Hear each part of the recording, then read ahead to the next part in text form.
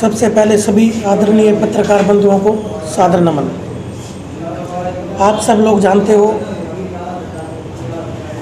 पिछली 28 तारीख को जो हमारे किसान बंधुओं के ऊपर लाठीचार्ज किया गया और उसके तहत हमारे किसान साथी की मृत्यु हो गई, उसी को लेकर आज हमारी कांग्रेस पार्टी पूरे प्रदेश भर में आप पत्रकार बंधुओं के माध्यम से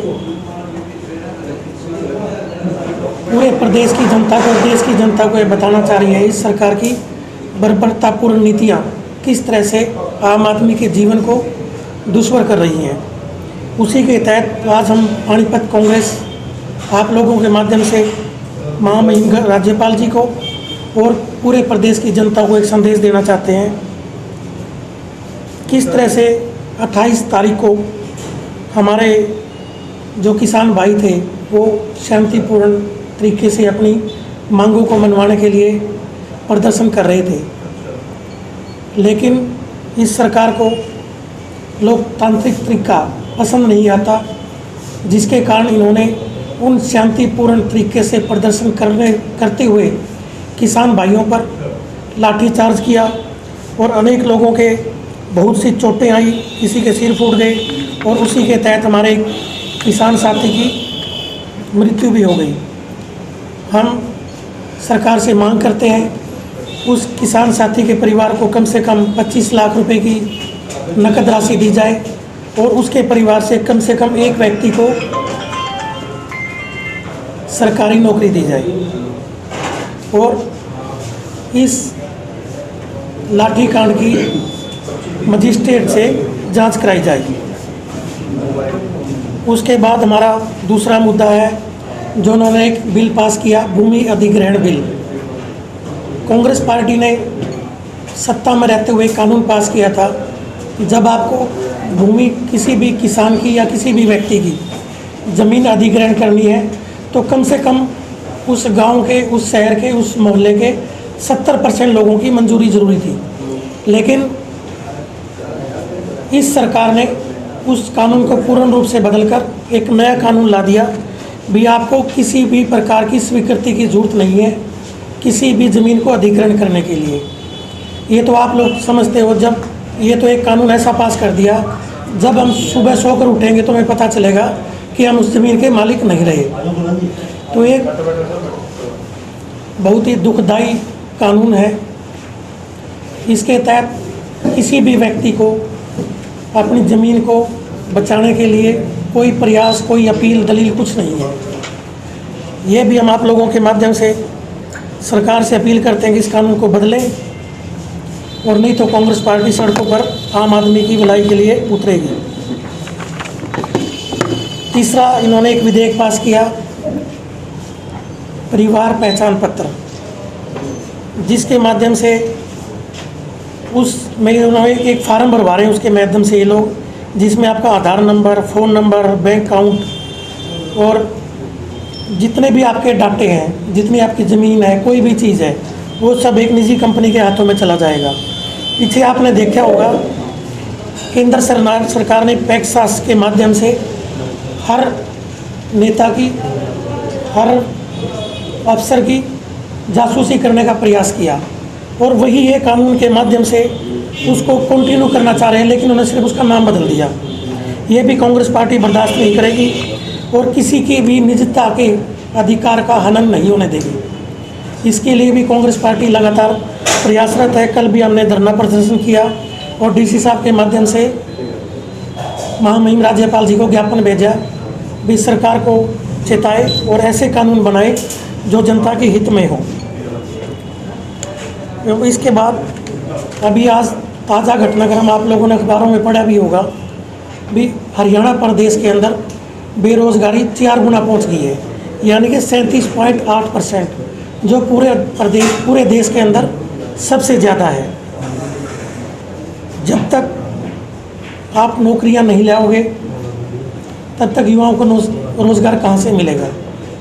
ना कोई ऐसी स्कीम सरकार लेके आ रही है ताकि युवा लोग अपना रोज़गार कर सकें या नौकरियां हासिल कर सकें।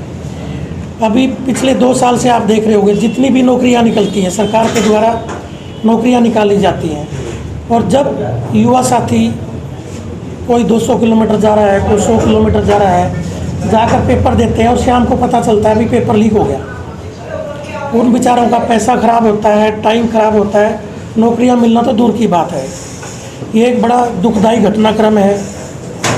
मैं आप लोगों के माध्यम से सरकार को फिर चेताना चाहता हूं कि आप इस पेपर लीक के मामले में जितने लोग भी इन्वॉल्व हैं उन सबको गिरफ्तार करें और ऐसा कानून बनाएं ये पेपर लीक दोबारा ना हो सके और हमारे युवाओं को बार बार दूसरी जगह जाकर जो पेपर देते हैं और उनका पैसा भी खर्च होता है, पहले बेचारे बेरोज़गार हैं और ऊपर से उनका इतना पैसा खर्च हो गया उस काम के ऊपर।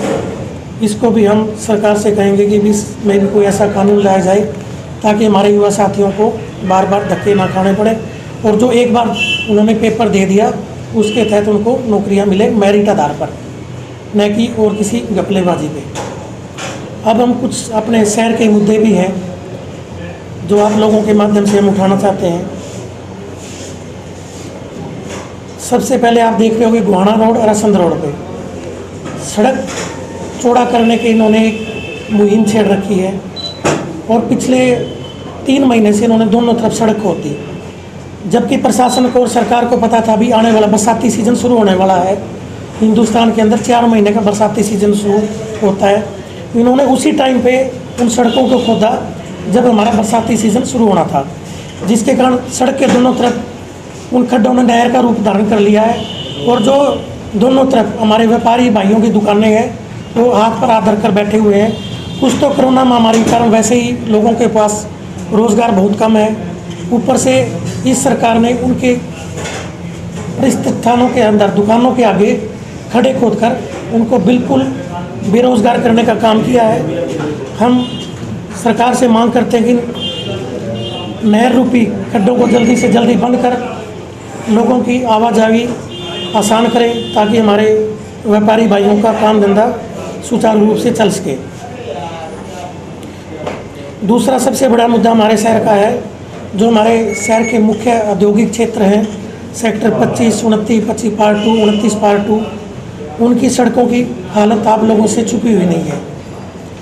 बरसात के दिनों में वहाँ पर 2-2 फुट पानी भर जाता है, लोगों की फैक्ट्री के अंदर पानी घुस जाता है और जब तक हमारे धागे, हमारे दरिया, हमारे बाग में डाई नहीं होंगे तो एक्सपोर्ट का काम बिल्कुल स्लो हो जाता है।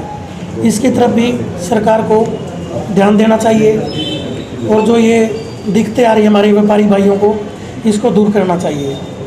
तीसरा हमारा शहर का सबसे बड़ा मुद्दा है गिरता हुआ जल स्तर और बढ़ता हुआ प्रदूषण।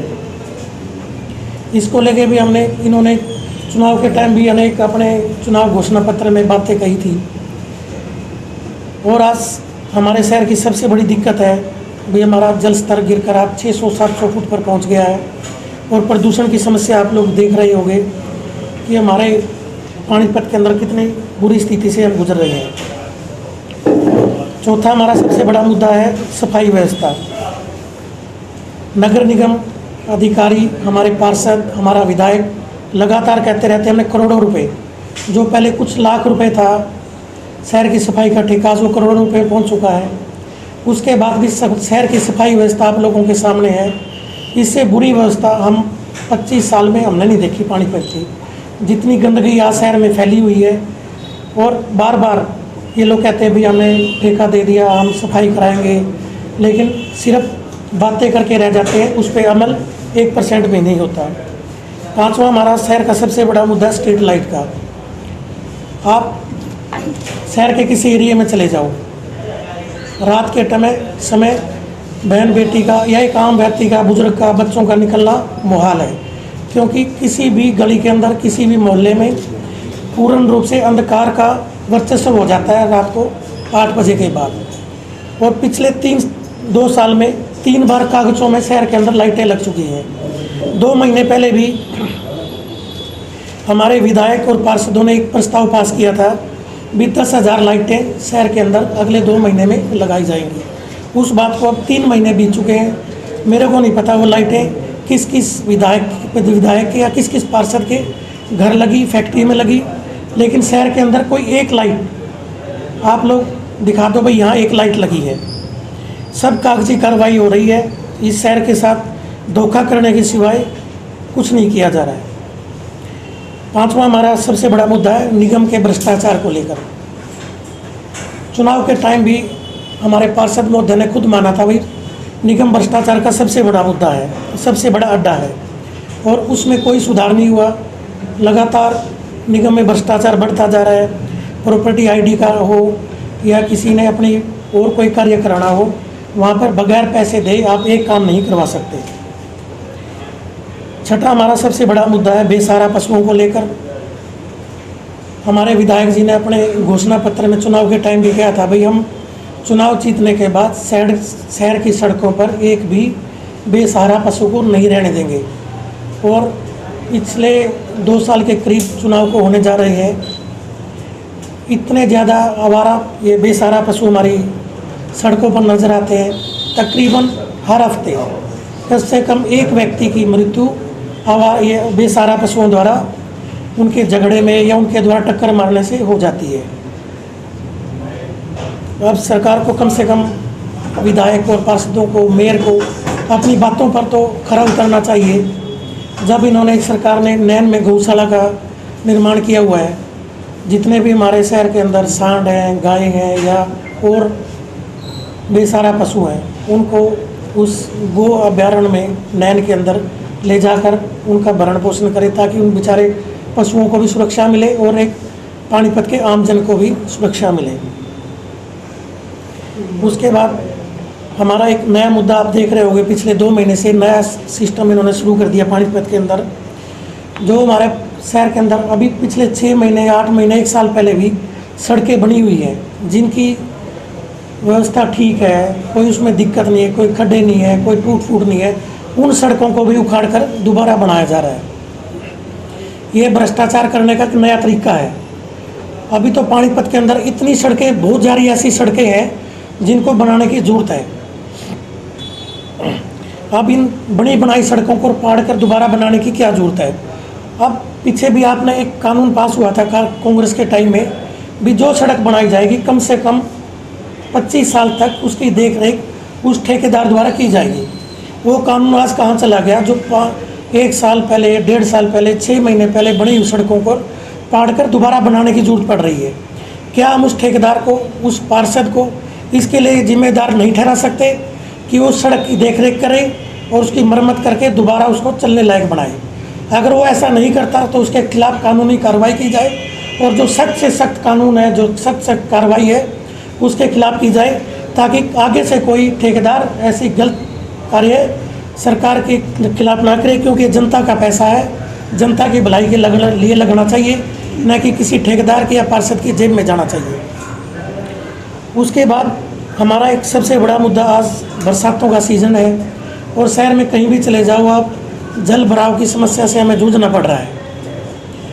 अब जीटी रोड पे चले जाओ, 2 दिन पहले बरसात हुई, कम से कम भी 100 गाड़ियाँ जीटी रोड के ऊपर बंद खड़ी थी। पूरा शहर जाम की स्थिति से जूझ रहा था।